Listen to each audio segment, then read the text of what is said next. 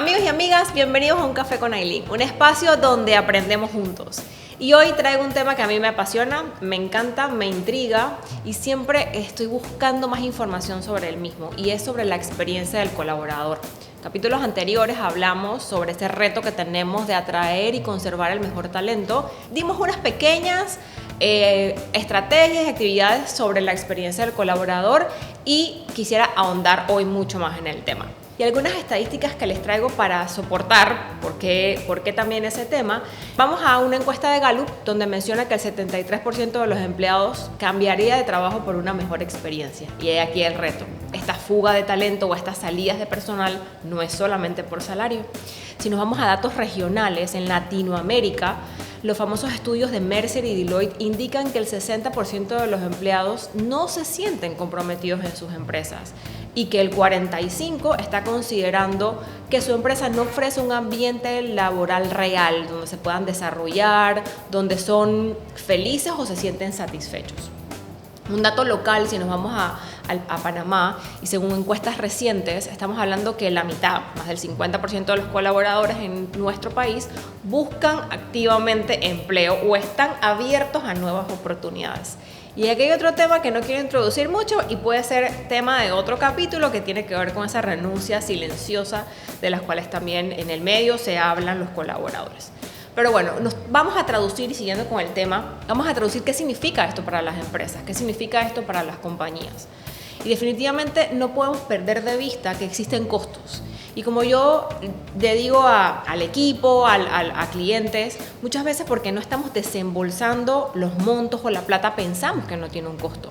Pero definitivamente que si analizamos y vemos estadísticas, encontramos que entre un 50 y hasta un 200% definitivamente del salario anual nosotros podemos incurrir en costos al momento de las rotaciones. Y esto es un costo bastante alto dependiendo de la industria y de lo especializado que pueda ser el talento que se está yendo.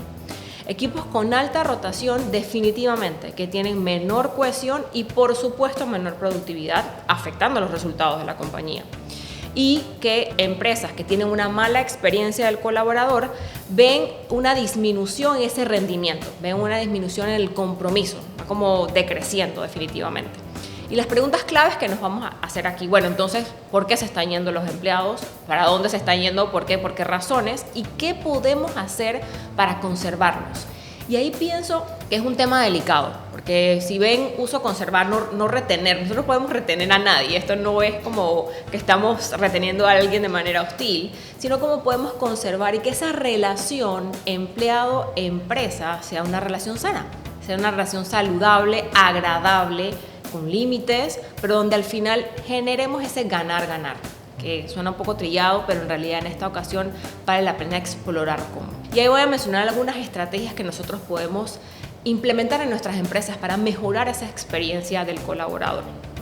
Definitivamente esa experiencia del colaborador, y lo hablamos en un par de capítulos atrás, es que esa experiencia empieza desde antes, desde que nosotros reclutamos, desde que nosotros comunicamos como compañía, lo conversábamos. Y ese reclutamiento, que es una evolución de cómo reclutamos, un reclutamiento mucho más centrado en las personas, representa una evolución significativa.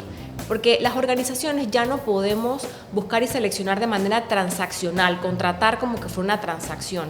Aquí definitivamente en ese reclutamiento centrado en las personas, el candidato no es un simple conjunto de habilidades y experiencias. El candidato pasa a ser un individuo que tiene necesidades, que tiene aspiraciones y que tiene valores únicos que lo hacen encajable o no en nuestra organización. Esto implica que haya una mentalidad mucho más proactiva en el reclutamiento.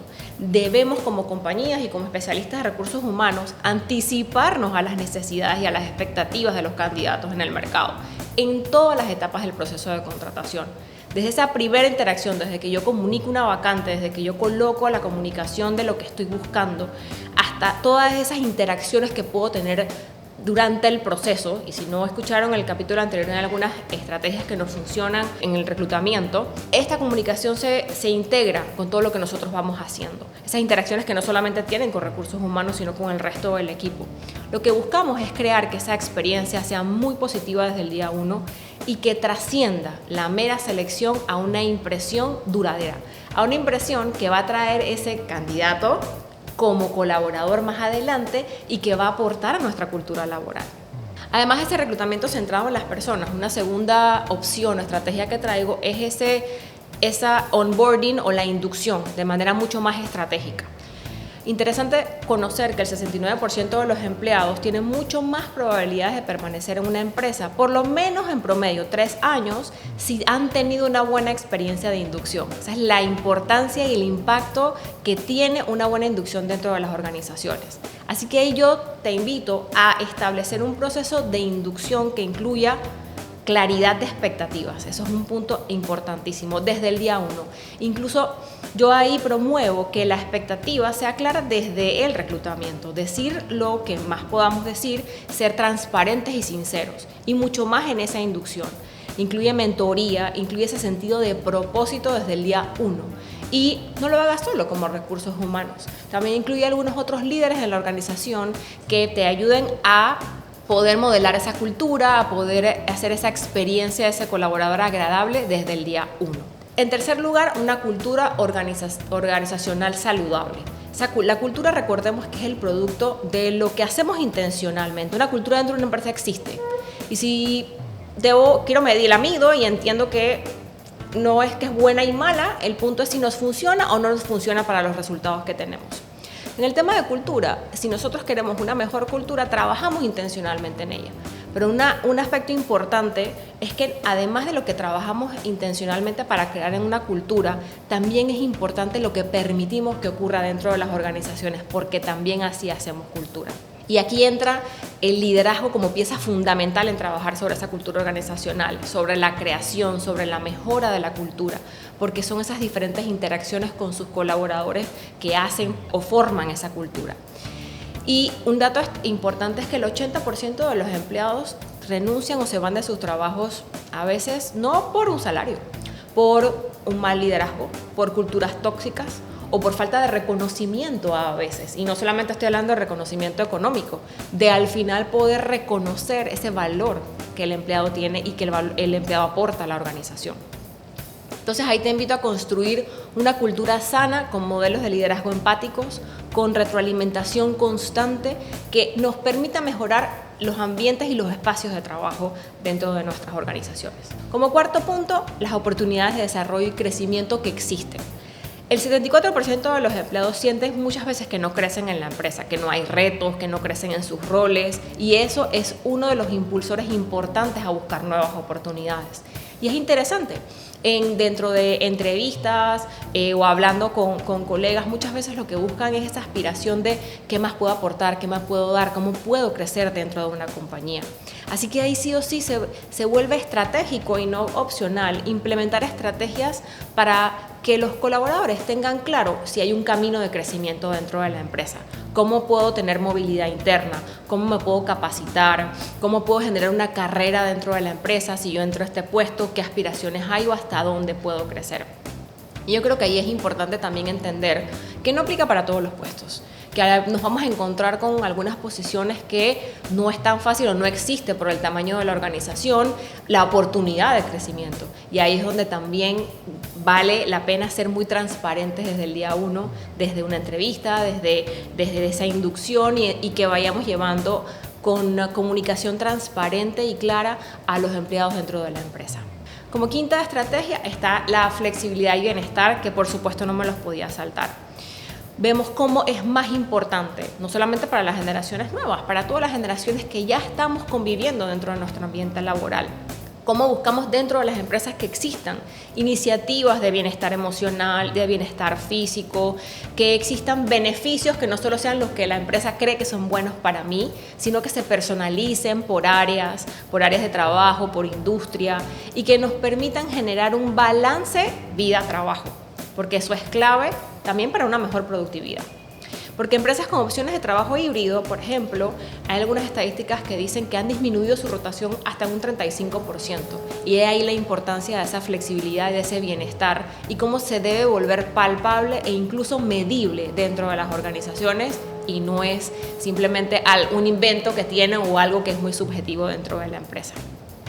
La experiencia del colaborador en esto, como conclusión les comento que es clave.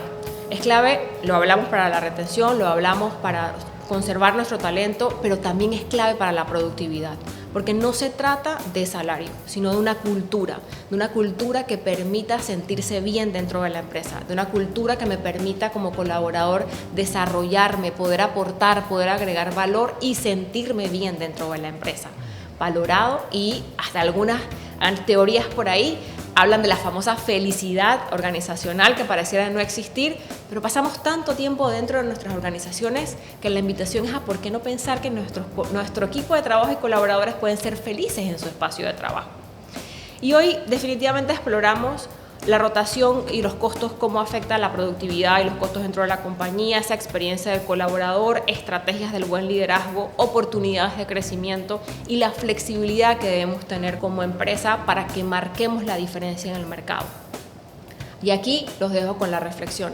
¿Qué están haciendo además de la parte salarial dentro de sus organizaciones para poder promover estas estrategias que nos permitan conservar ese talento, que nos permitan tener una buena experiencia del colaborador y que por ende esa experiencia grata y satisfactoria de los colaboradores se refleje en nuestros clientes y en los resultados de la empresa? Amigos y amigas, hasta aquí nuestro capítulo de hoy. Si quieres comentar sobre cómo tu empresa está generando estrategias para poder mejorar esa experiencia del colaborador, te leo, espero y te espero con un café si gustas tener una conversación mucho más profunda del tema.